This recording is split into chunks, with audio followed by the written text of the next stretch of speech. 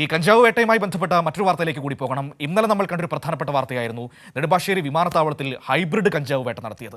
പലതരത്തിലുള്ള കഞ്ചാവുകളാണ് ഇപ്പോൾ നാട്ടിൽ വന്നുകൊണ്ടിരിക്കുന്നത്.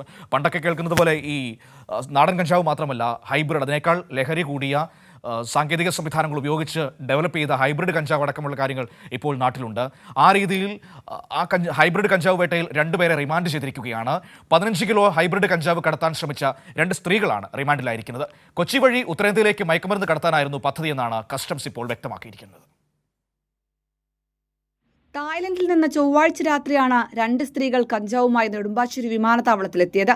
മേക്കപ്പ് സാധനങ്ങൾ എന്ന പേരിലാണ് ഇവർ കഞ്ചാവ് കടത്താൻ ശ്രമിച്ചത്. 15 കിലോ ഹൈബ്രിഡ് കഞ്ചാവ് മേക്കപ്പ് വസ്തുക്കൾ പോലെ പൊതിഞ്ഞാണ് സൂക്ഷിച്ചിരുന്നത്. 4.5 കോടി രൂപയാണ് ഈ കഞ്ചാവിന്റെ വിപണിയിലെ വില. കൊച്ചി വഴി ഉത്തരേന്ത്യയിലേക്ക് മയക്കുമരുന്ന് കടത്താനായിരുന്നു പദ്ധതിയെന്ന് കസ്റ്റംസ് പറയുന്നു.